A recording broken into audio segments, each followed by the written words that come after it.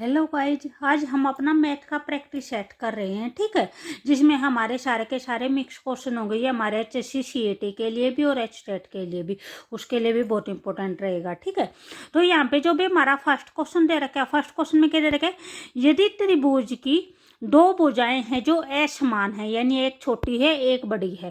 ठीक है, तो बड़ी भुजा के सामने का कोण होता है भी कैसा होता है, जो बड़ी भुजा है उसके सामने का कोण कैसा होता है, बड़ा होता है, छोटा होता है, बराबर होता है या फिर आधा होता है। ठीक है, तो यहाँ पे क्या पूछ रखे हैं, यहाँ पे बड़ी भुजा के सामने का कोण पूछ रखे हैं। तो बड़ी भुजा के सामने का कोण बड़ा होता है, छोटी भुजा के सामने का कोण छोटा होता है। ठीक है, और अगर समद्विबाहु त्रिभुज होगी तो वहां पे जैसे दो साइड बराबर होती है, तो दोनों साइडों के जो आमने सामने का कोण होता है वो भी क्या होता है, इक्वल होता है। जैसे ये है कोई हमारी समद्विबाहु त्रिभुज, इसमें ये साइड और ये साइड इक्वल है, तो इसके सामने का एंगल हमारा ये हो जाएगा और इसके सामने का एंगल क्या हो जाएगा, ये हो जाएगा। अगर भुजा बराबर हैं तो जो भी हमारे एंगल होंगे वे भी क्या हो जाएंगे, बराबर हो जाएंगे। ठीक है, तो यहाँ पे यहाँ पे बड़ी भुजा पूछ रखी है, तो बड़ी भुजा के सामने का कोण क्या होगा, बड़ा होगा। ठीक है, तो यहाँ पे कौन सा हो जाएगा, हमारा ऑप्शन नंबर ए हो जाएगा।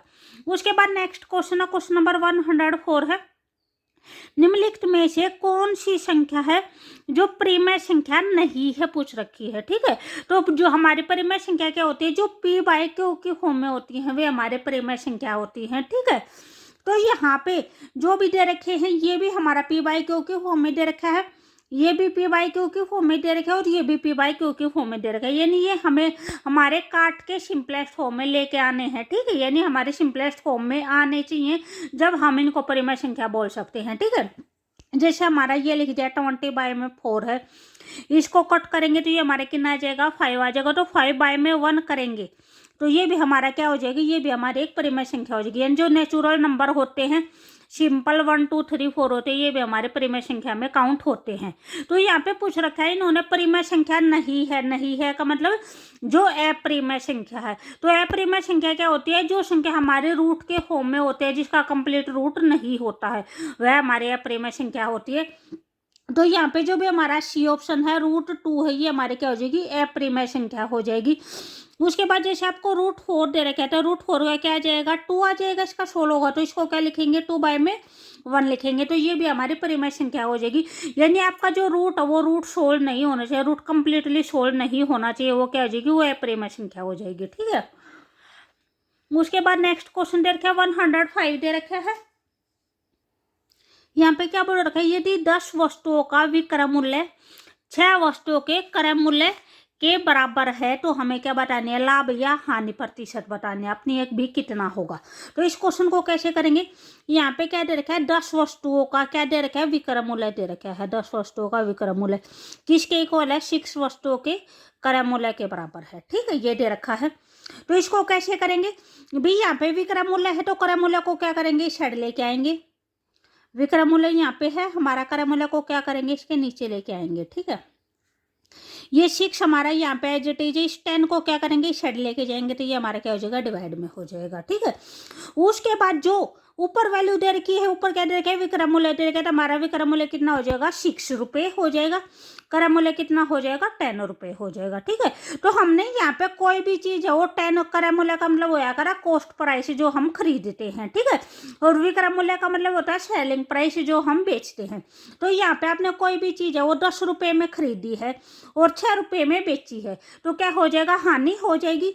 और हमारी हानि है, हानि कितनी हुई है, 4 रुपये हुई है। ठीक है, हमें यहाँ पे क्या निकालना है, हानि परसेंटेज निकालना है। तो हानि परसेंटेज का फॉर्मूला क्या होता है, हानि बटे में क्रय मूल्य। तो यहाँ पे हमारा क्रय मूल्य कितना है, 10 है, इनटू में कितना हो जाएगा, 100 हो जाएगा। ठीक है, ये हमारा हानि परसेंटेज निकालने का फार्मूला होता है, हानि बटे में क्रय मूल्य इनटू में 100। हमारा लाभ होता है तो लाभ का भी हमारा फार्मूला यही होता है, यहाँ पे लाभ आ जाएगा, लाभ बटे में क्रय मूल्य इनटू में 100 हो जाएगा। ठीक है, हानि हो चाहे लाभ हो, किस चीज के ऊपर होता है, क्रय मूल्य के ऊपर होता है। ठीक है, उसके बाद 0 से 0 कट हो जाएगी, हमारे कितना आ जाएगा, 40% आ जाएगी हमारी हानि। ठीक है, तो यहाँ पे जो भी हमारा आंसर होगा वो कौन सा हो जाएगा, ऑप्शन नंबर ए हो जाएगा, 40% हानि।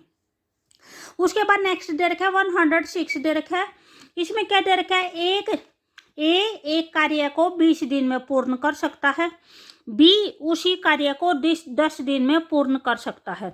दोनों ने मिलकर 4 दिन कार्य किया है और उसके पश्चात बी ने कार्य छोड़ दिया तथा शेष कार्य को पूर्ण करने में ए को कितने दिन लगेंगे। ठीक है, तो यहाँ पे हम कैसे करेंगे इस क्वेश्चन को। हमारा ये है 106 क्वेश्चन। यहाँ पे बोल रखा है जो ए है, ए एक काम को कितने दिन में करता है, 20 डेज में करता है। ए एक काम को 20 डेज में करता है। बी है वो एक काम को कितने डेज में करता है, 10 दिन में पूरा करता है। ठीक है, तो बी एक काम को 10 दिन में पूरा करता है। तो यहाँ पे हम क्या करेंगे, इन दोनों का एलसीएम निकालेंगे। तो इन दोनों का जो एलसीएम आएगा वो हमारा कितना आ जाएगा, 40 आ जाएगा। यानी हमें ऐसा नंबर लेके आना है जो इसकी भी टेबल में हो और इसकी भी टेबल में हो। ठीक है, तो यहाँ पे 20 है, यहाँ पे 40 है। 40 20 की टेबल में भी आएगा और 10 की टेबल में भी आएगा। 20 2 जा 40 और 10 4 जा 40। ठीक है, तो यहाँ पे जो भी हमारा 40 आया है ये हमारा काम है टोटल, यानी हमारे पास 40 काम है। ठीक है, और जो ए है, ए एक दिन में 2 काम करता है। जो ये आया है ये क्या है, एक दिन का काम आया है। ठीक है, ए एक दिन में 2 काम करता है और जो बी है, बी एक दिन में कितने काम करता है, 4 दिन काम करता है। ठीक है, अगर दोनों का इकट्ठा निकाले, ए प्लस बी का दोनों का एक दिन का काम निकाले, तो दोनों का एक दिन का काम कितना हो जाएगा, 2 + 4 = 6। दोनों एक दिन में कितना काम करते हैं, 6 काम करते हैं। इन्होंने बोल रखा है दोनों ने मिलकर 4 दिन कार्य किया है। ठीक है, तो दोनों ने कितने दिन काम किया है, 4 दिन काम किया है। उनका एक दिन में दोनों कितने काम करते हैं, 6 काम करते हैं। तो अगर हम 4 दिन का निकाले तो कितना हो जाएगा, 6 × 4 मल्टीप्लाई हो जाएगा, 24 काम हो गए। ठीक है, यानी टोटल काम हमारे पास 40 काम थे और दोनों ने इकट्ठे मिलकर 4 दिन में कितने काम कर दिए, 24 काम कर दिए। ठीक है, तो उसके बाद जो भी हमारा शेष काम होगा, शेष काम हमारा कितना भी, टोटल काम हमारे पास 40 था। 40 में से 24 काम है जो हमारे हो चुके, तो हमारे कितने बच जाएंगे, 16 काम है जो हमारे बच जाएंगे। ठीक है, तो उससे आगे इन्होंने क्या बोल दिया, बी ये बोल रखा था दोनों ने मिलकर 4 दिन कार्य किया है। उसके पश्चात बी है वो बी काम को छोड़कर चला गया। तो शेष काम किसने पूरा किया है, ए ने पूरा किया है। तो ए ने कितने काम करने हैं, वे हमारे 24 काम हो चुके हैं, 16 काम करने हैं। ठीक है, 16 काम बचे हैं। तो 16 काम किसने करने हैं, ए ने करने हैं। ठीक है, जो ए है एक दिन में कितने काम करता है, भी 2 काम करता है। ठीक है, काम कितने करने हैं, 16 काम करने हैं। तो कितने दिन में करेगा, भी 16 को 2 से डिवाइड कर देंगे तो कितना हो जाएगा, 8 दिन आ जाएगा हमारा। ठीक है, तो ए है वो कितने दिन में करेगा, 8 दिन में काम करेगा, जो भी काम बच्चा है वो। ठीक है, तो यहाँ पे हमारा आंसर कौन सा आ जाएगा, ऑप्शन नंबर डी आ जाएगा, 8 दिन आ जाएगा।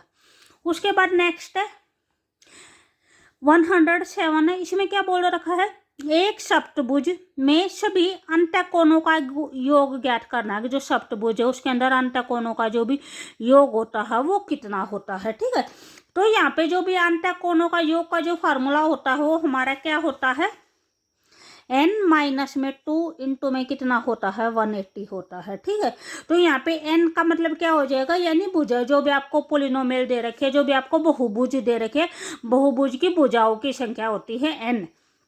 तो यहाँ पे आपको सप्तभुज दे रखे, तो सप्तभुज में भुजाएं कितनी होती हैं, 7 होती हैं। षटभुज में कितनी होती हैं, 6 होती हैं। पंचभुज में 5 होती हैं। ठीक है, तो यहाँ पे आपको n की वैल्यू कितनी दे रखी है, 7 दे रखी है। तो हम क्या करेंगे, n की जगह पे 7 पुट करेंगे। 7 माइनस में 2 इंटू क्या हो जाएगा, 180 हो जाएगा। तो ये कितना आ जाएगा, 5। 7 में से 2 जाएगा तो 5 इंटू में कितना हो जाएगा, 180 हो जाएगा। तो इसको मल्टीप्लाई करेंगे 180 को और 5 को, तो कितना हो जाएगा, 900 आ जाएगा। ठीक है, 18 5 जा 90 और 0 एज इट इज आ जाएगी। तो यहाँ पे जो भी हमारा आंसर होगा वो कौन सा हो जाएगा, ऑप्शन नंबर डी हो जाएगा, 900 हो जाएगा। ठीक है, उसके बाद नेक्स्ट क्वेश्चन दे रखा है 108 दे रखा है।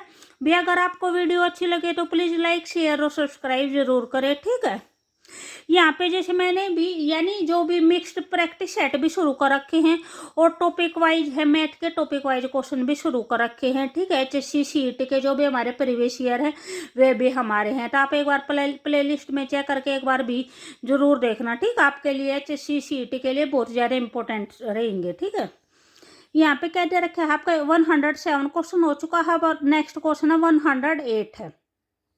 यहाँ पे आपको ये दे रखी है, इसमें क्या निकालना है, आपको एक्स का मान निकालना है, ठीक है। तो यहाँ पे हम इस क्वेश्चन को कैसे करेंगे, जो भी आपकी स्टेटमेंट है वो आप, तो यहाँ पे क्या दे रखा है, जो ये दे रखा है, ये दे रखा है √7 प्लस में ये आपको क्यूब रूट दे रखा है, ठीक है। ये 3 यहाँ पे मल्टीप्लाई नहीं है, ये यहाँ पे क्या है, ये क्यूब रूट है, cube root of x. Cube root of x का मतलब क्या होता है, x की पावर 1/3। अगर आपको जैसे फोर्थ रूट लिख दे, यहाँ पे 4 लिख दे और यहाँ पे x लिख दे, तो ये क्या हो जाएगा, ये फोर्थ रूट हो जाएगा। तो जो फोर्थ रूट की वैल्यू क्या हो जाएगी, x की पावर 1/4 हो जाएगी। अगर फिफ्थ रूट लिख दे तो आपको क्या हो जाएगी, x की पावर 1/5 हो जाएगी, ठीक है। ऐसे होता है। अगर जस्ट रूट लिखते हैं, रूट एक्स लिखते हैं, तो इसकी वैल्यू क्या होती है, x की पावर 1/2 होती है, ठीक है। इसका मतलब क्या होता है, x की पावर 1/2 होता है। क्यूब रूट का मतलब x की पावर 1/3, फोर्थ रूट का मतलब x की पावर 1/4। तो यहाँ पे हमें अपनी x की वैल्यू निकालनी है। तो सबसे पहले इस क्वेश्चन को क्या करेंगे, दोनों साइड हम इसका स्क्वेयरिंग करेंगे, स्क्वेयरिंग बोथ साइड भी। स्क्वेयरिंग होने के बाद जो भी हमारा ये रूट है, ये हमारा ये रूट कैंसिल हो जाएगा, ठीक है। तो स्क्वेयर से हमारा स्क्वेयर रूट क्या हो जाता है, कैंसिल होता है। स्क्वेयर रूट का मतलब क्या होता है, 1/2 होता है, ठीक है। स्क्वेयर रूट का मतलब 1/2 होता है और स्क्वेयर का मतलब क्या होता है, 2 होता है। तो 2 से 1/2 क्या हो जाएगा, कैंसिल हो जाएगा, 1 बच जाएगा, यानी सिंपल 7 प्लस में क्या हो जाएगा, क्यूब रूट ऑफ एक्स हो जाएगा हमारे, इक्वल टू यहाँ पे 4 का स्क्वायर कितना हो जाएगा, 16 हो जाएगा। इस 7 को क्या करेंगे, उस साइड लेके आएंगे। यहाँ पे हमें अपने एक्स की वैल्यू निकालनी है, तो जस्ट यहाँ पे एक्स छोड़ देंगे, ठीक है। इस एक्स को हम क्या लिख देंगे, 1/3 लिख देंगे, ठीक है। क्यूब रूट इसका हटा दिया, ये क्या हो जाएगा, 16 - 7 हो जाएगा। 16 - 7 कितना हो जाएगा, 9 हो जाएगा। अब हमें क्या करना है, ये 1/3 कैंसिल करना है। तो ये 1/3 कैंसिल जब होगा, यहाँ पे 3 आएगा, मल्टीप्लाई में 3 से 3 कैंसिल हो जाएगा। तो दोनों साइड क्या करेंगे, इसको 3 की पावर से मल्टीप्लाई करेंगे। तो ये x की पावर 1/3 है, इसको क्या कर देंगे, 3 से मल्टीप्लाई कर देंगे। यहाँ पे भी 9 को क्या हो जाएगा, 3 से मल्टीप्लाई हो जाएगा। तो 3 से ये क्या हो जाएगा, कैंसिल हो जाएगा। तो x का जो भी वैल्यू आएगी वह क्या आएगी, 9 की पावर 3 आएगी। 9 की पावर 3 का मतलब क्या होता है, 9 × 9 × 9। तो ये हमारा 9 जो कितना हो जाएगा, 81 हो जाएगा। 81 को 9 से मल्टीप्लाई करेंगे तो कितना होता है, 729 होता है, ठीक है। तो यहाँ पे जो भी हमारा आंसर होगा वो कौन सा हो जाएगा, ऑप्शन नंबर बी हो जाएगा, 729, ठीक है।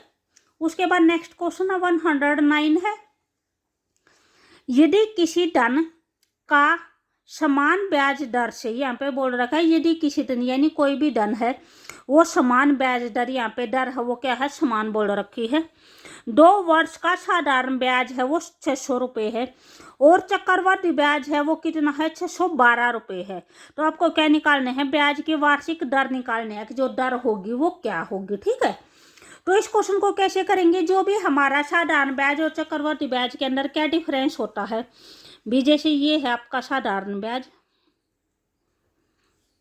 ये है आपका चक्रवृद्धि ब्याज, ठीक है। अब जैसे आपने कोई भी रुपया, जैसे भी रुपया उधार दिया है, ठीक है, तो साधारण ब्याज में जो ब्याज मिलता है वो हर साल जैसे इक्वल मिलता है। लेकिन चक्रवृद्धि ब्याज में जो ब्याज मिलता है वो क्या होता है, यानी जो आपका मूलधन होता है, मूलधन के ऊपर भी ब्याज मिलता है और उसके बाद जो आपका जैसे भी 1 वर्ष का ब्याज हो गया उस ब्याज के ऊपर भी ब्याज मिलता है, ठीक है, चक्रवृद्धि ब्याज के अंदर। जैसे यहाँ पे दे रखा है, इसी क्वेश्चन में दे रखा है, जैसे 2 वर्ष का है जो साधारण ब्याज है वो तो 600 रुपये है और जो चक्रवृद्धि ब्याज है वो 612 रुपये है, ठीक है।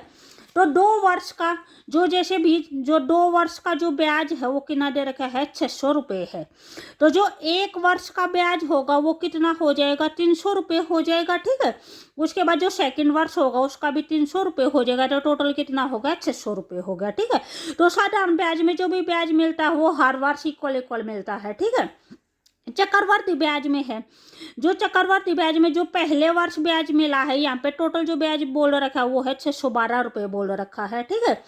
जो पहले वर्ष जो ब्याज मिला है वो कितना मिला है, 300 रुपये मिला है, ठीक है। उसके बाद जो सेकंड वर्ष जो ब्याज मिला है वो कितना है, 312 रुपये है। यानी जो 300 रुपये है वो तो जो भी हमारा मूलधन है, मूलधन के ऊपर है, और जो 12 रुपये है वो क्या है, वो हमारा जो भी आपको 300 रुपये जो ब्याज था, ब्याज का ब्याज मिला है, ठीक है, 12 रुपये। तो यहाँ पे इस क्वेश्चन को कैसे करेंगे भी, यहाँ पे जैसे हम 600 में और 612 में जो हमारा डिफरेंस है वो कितना है, 12 है, बटे में जो 1 वर्ष का जो साधारण ब्याज था या फिर चक्रवृद्धि ब्याज था वो कितना था, 300 रुपये था, और गुना में क्या हो जाएगा, 100 हो जाएगा। ठीक है, ये हमारी जस्ट शॉर्ट ट्रिक है, इसको ऐसे करेंगे। यानी जो भी आपको चक्रवृद्धि ब्याज दे रखा है और जो साधारण ब्याज दे रखा है उन दोनों में डिफरेंस कितना है, भी साधारण ब्याज आपको 600 रुपये दे रखा है और चक्रवृद्धि ब्याज कितना दे रखा है, 612 रुपये दे रखा है।